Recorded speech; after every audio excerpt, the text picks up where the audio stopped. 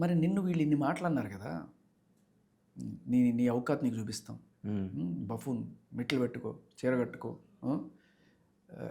ఎవడరా ఎవడు నువ్వు చెప్పడానికి, నీ మాటలు నిన్ను చూశారు కదా, మరి నువ్వెందుకు పెట్టలేదు కేసు? నువ్వెందుకు వాళ్ళ నోళ్ళు మూయించలేకపోతున్నావు?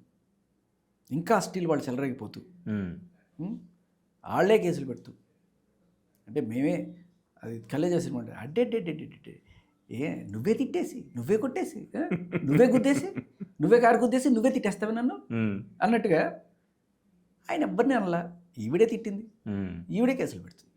ఇదే జరిగేది ఇప్పుడు. ఆ రమ్య దివ్య స్పందన ఒక ఆవిడ మగాళ్ళందరూ కుక్కలు తీసుకెళ్ళి జైల్లో పెట్టండి అన్నది కదా, తర్వాత ఆవిడ మీద కదా కేసులు పెట్టాల్సింది. మగజాతి లేకపోతే మగాళ్ళకు ఒక హక్కులు ఆత్మగౌరవం అనేది ఒకటి ఏమన్నా ఏడిస్తే మగాళ్ళు అనేసింది అని చెప్పి ఆవిడ మీద ఎవరన్నా కేసులు పెట్టేవాళ్ళు. మగాళ్ళే పెట్టక్కర్లా, ఆడవాళ్ళు కూడా పెట్టచ్చు. మగాళ్ళు అంటే ఎవరమ్మా? మీ కొడుకులు మీ తండ్రులే కదా, వాళ్ళని కించపరుస్తూ మాట్లాడని చెప్పి ఆడవాళ్ళని వెళ్ళి కేసు పెట్టచ్చు. ఎవరన్నా పెట్టారా? లేదు. ఆవిడ పెట్టింది రివర్స్లో, మళ్ళీ ఆవిడ తిట్టేసి. ఎందుకు అంటే ఆవిడ కింద తిట్టడం కామెంట్స్లో డాష్ డాష్ డాష్, నువ్వు కుక్కకు పుట్టావా, మీ నాన్న కుక్కే కదా, మీ నాన్న కూడా మగాడే కదా, అంటే నువ్వు కూడా కుక్కకు పుట్టినట్టే కదా, ఇటువంటివన్నీ వేసుకున్నారు గట్టిగా. నన్ను రక్షించండి, కాపాడండి అని చెప్పి వీడు పోలీస్ స్టేషన్కి.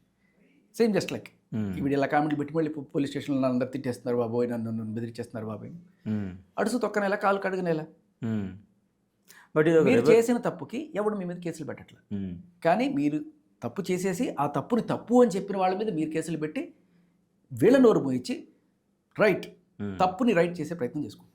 సో అనసూయ గారి మీద మీ ఒపీనియన్ ఏంటి యాజ్ అన్ యాక్ట్రెస్? నేను అనేది ఇప్పుడు నేను చెప్పాలంటే మీరు అడిగారు కాబట్టి, పుష్ప సినిమాలో ఈవిడ చేసిన క్యారెక్టర్ ఏదైతే ఉందో, రౌద్రం సునీల్ మీద పడి కసక్కని కోసే ఇది, ఆ క్యారెక్టర్కి ఈవిడికన్నా రమ్యకృష్ణ గారికి గట్టిగా సెట్ అవుతాడు నా నమ్మకం. ఓకే.